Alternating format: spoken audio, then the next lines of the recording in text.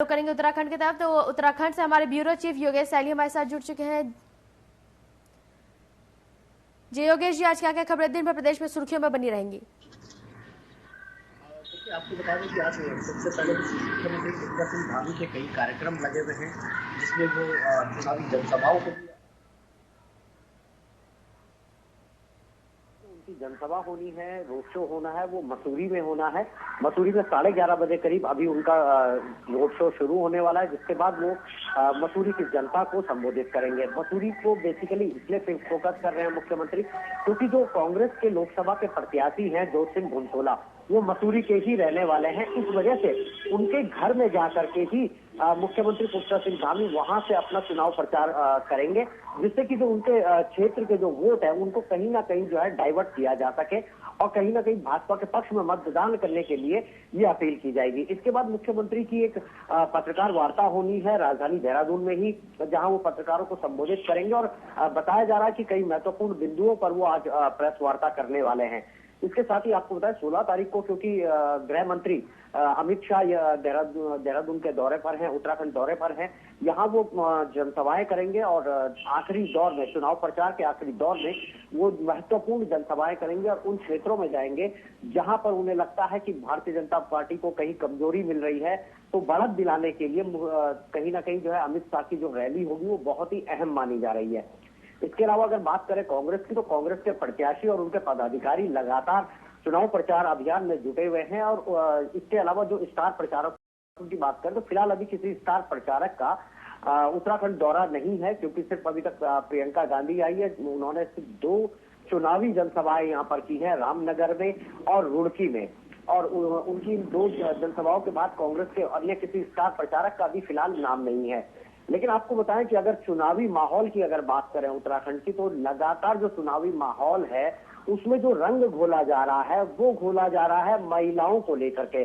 दरअसल महिलाओं को लेकर के लगातार भारतीय जनता पार्टी कांग्रेस पर कटाक्ष कर रही है कि कांग्रेस जो 33% आरक्षण है वो नहीं देती है महिलाओं को, और महिलाओं की कहीं ना कहीं कांग्रेस उपेक्षा करती है, जिसकी वजह से लगातार भारतीय जनता पार्टी कांग्रेस को घेर रही है। और ये 33% का जो समूचा है, जो भारतीय जनता पार्टी बार बार महिलाओं को लेकर के कांग्रेस को घेरने का काम कर रही है, इसके पीछे एक सबसे बड़ा कारण जो माना जा रहा है वो माना जा रहा है कि पिछले अगर 2 बार के अगर जो चुनाव हुए हैं, 2014 की अगर हम बात करें, 2019 की अगर हम बात करें, तो इन दोनों ही लोकसभा चुनाव में महिलाओं ने सबसे ज्यादा मतदान किया है। महिलाओं का जो वोटिंग प्रतिशत था वो सबसे ज्यादा रहा है। यानी कि कहा जा सकता है कि देश की आधी आबादी यानी कि महिलाएं कुल मिलाकर के वोटिंग करने में पुरुषों के मुकाबले सबसे आगे रही हैं। यही वजह है कि महिलाएं क्योंकि सबसे ज्यादा वोट उत्तराखंड में करती हैं, तो उनको भारतीय जनता पार्टी कहीं ना कहीं फोकस करना चाहती है और ये जताने की पूरी तरीके से कोशिश कर रही है कि महिलाओं की परम हितैषी भारतीय जनता पार्टी ही है, जबकि कांग्रेस कहीं ना कहीं महिलाओं की उपेक्षा करती है। खास तौर पर एक बड़ा रीजन जो भारतीय जनता पार्टी का है, उनका कहना है कि उत्तराखंड से किसी भी महिला कैंडिडेट को उन्होंने चुनावी मैदान में नहीं उतारा है, जबकि कई योग्य महिलाएं कांग्रेस में थी जो टिकट की दावेदारी भी कर रही थी। बावजूद इसके कांग्रेस ने किसी भी महिला कैंडिडेट को चुनावी मैदान में नहीं उतारा। लेकिन भारतीय जनता पार्टी ने टिहरी लोकसभा सीट से माला राज लक्ष्मी शाह को चुनावी मैदान में उतारा है। तो उनका साफ तौर पर कहना है कि भारतीय जनता पार्टी ने एक कैंडिडेट को महिला के तौर पर जो है टिकट दिया है, लेकिन कांग्रेस को एक भी महिला कैंडिडेट नहीं दिखाएगी। तो ये एक सबसे बड़ा जो कमजोरी पकड़ ली है भारतीय जनता पार्टी ने, उसी को लेकर के लगातार कांग्रेस को घेरने का काम कर रही है। जबकि कांग्रेस का इस बारे में स्पष्टीकरण देना यह है कि भारतीय जनता पार्टी ने किसी महिला कैंडिडेट को नहीं बल्कि राजशाही परिवार की कैंडिडेट को यहां से टिकट दिया है, जो राजशाही परिवार आज से नहीं कई सालों से इस लोकसभा सीट पर काबिज है। लगातार राजशाही परिवार से ही भारतीय जनता पार्टी को टिकट, भारतीय जनता पार्टी से ही टिकट मिलता रहा है और राजशाही परिवार की ही हमेशा यहाँ पर जीत होती रही है।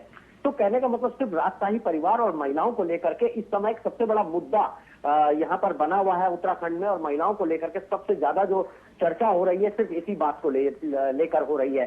पिछली अगर 5 प्रेस वार्ताओं की बात करें जो भारतीय जनता पार्टी की भी है, वो लगातार महिलाओं को लेकर के भी है, चाहे उसमें महिला मोर्चा की प्रदेश अध्यक्ष आशा नौटियाल की प्रेस वार्ता हो या उसके बाद अन्य स्टार प्रचारक जो भी उनके आए हो, वो भी लगातार महिला वोटर्स को कहीं ना कहीं टारगेट कर रहे हैं और कांग्रेस को कहीं ना कहीं खरी खोटी सुनाने का काम कर रहे हैं। और इसी बात को लेकर के अभी 2 दिन पहले ही जो प्रियंका गांधी की जो चुनावी जनसभा हुई थी, उस चुनावी जनसभा में प्रियंका ने कहीं ना कहीं एक बार फिर याद दिलाया कि कांग्रेस हमेशा महिलाओं की हितैषी रही है। और जो एक नारा दिया था प्रियंका ने, लड़की हूं लड़ सकती हूं, उसको उसकी एक बार फिर से याद दिलाई और महिलाओं के वोटों को केंद्रित करने के लिए कहीं ना कहीं अपनी चुनावी जनसभा में जमकर इस बात का प्रचार भी किया। तो कुल मिलाकर के महिला जो निर्णायक मतदाता मानी जाती है उत्तराखंड में, उनको लेकर के कहीं ना कहीं एक बड़ी राजनीति प्रदेश में शुरू हो गई है। जी